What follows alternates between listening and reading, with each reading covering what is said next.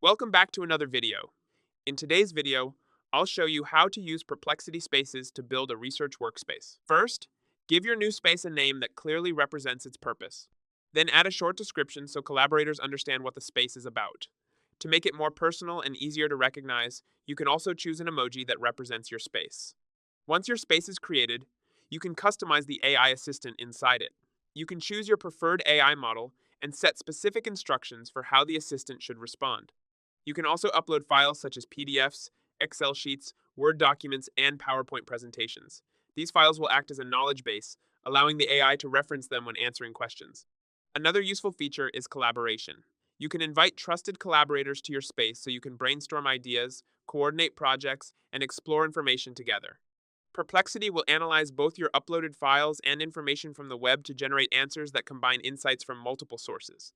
Spaces also help keep your research organized, making it easy to find information later. You can save your research inside the space, so you and your collaborators can access it anytime and continue building on it. With Perplexity Spaces, the possibilities for research, teamwork, and knowledge organization are almost endless. That's it. T.S it. If you found this video helpful, don't forget to like and subscribe.